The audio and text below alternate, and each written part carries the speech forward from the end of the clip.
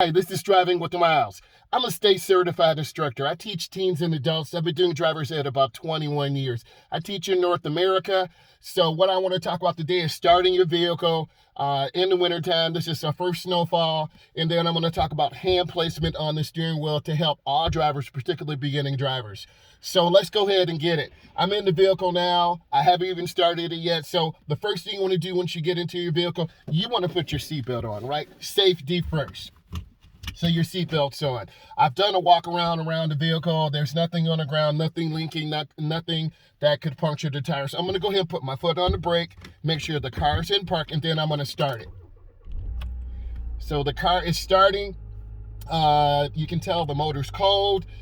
So I'm turning on the wipers, getting some of that snow off. I'm gonna turn on the rear defrosters, front and back, let the car warm up a little bit. A little bit more about me. I'm a school teacher also, so I'm starting these videos to really give people guidance and really to help prepare the next generation drivers. So the support out here has been awesome. It's just been great. So I just want to say thank you for supporting me, but let's get right into it. So I've started the car already. The temperature is still cold. I have about 1/4 of a tank of gas. The windshield wipers are pretty good. This tutorial today is about hand placement on the steering wheel.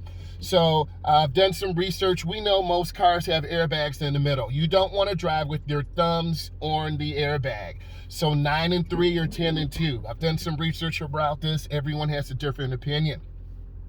A lot of beginning drivers use the underhand method, and you will throw the vehicle. Meaning if you're going to make a right turn and you put your left hand under the steering wheel, you're going to throw the car and go over the curb. That is scary, and that's also dangerous. So I try to, in the beginning, to teach my students to have good fundamentals. 9 and 3 or 10 and 2. You don't want to put your hands to the bottom of the steering wheel. If you put your hands to the bottom of the steering wheel, you're going to make your turn short and small and also go over the curb. So you want to teach good fundamentals when you first get into the car, when you're teaching your students, when you're teaching beginning drivers, when you're teaching when you're teaching people that come to the United States, right?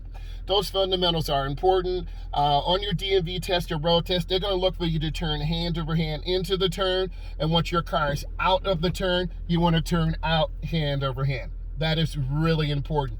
You want to have your hands, your left hand on the left side of the steering wheel and your right hand on the right side of the steering wheel. I have very long arms, so if I have my hands to the bottom of the steering wheel or to the top, I'm just going to make my turn really short, really jerky. So 9 and 3 is pretty good for me.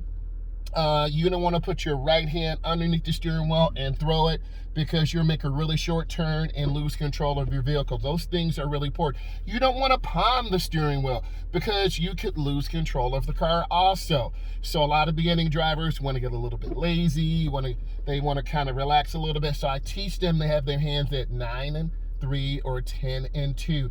If you're shorter, you're going to have to move the seat forward. I'm 6'4", so I have the seat back. You want to have a slight bend in your elbows. Seating position is the most important as it connects to steering. If you're too close to the steering wheel, you'll be on top of the steering wheel. If you're too far back, you'll be driving with straight arms. So speaking of straight arms, you don't want to drive with straight arms and be tense, because you're going to make your turn short. They're going to be jerky, and then that will deduct from your overall grade.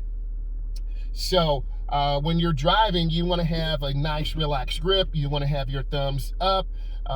You don't want to squeeze the steering wheel. I can't tell you how many times I've seen students who are so nervous they're sweating. Sweat is dripping from the palms of their hands. And if that's you, you need to relax, and you want to try to take your time. I try to have the car on a chill side a little bit, because people get a little bit excited, they get a little bit anxious, they get a little bit nervous.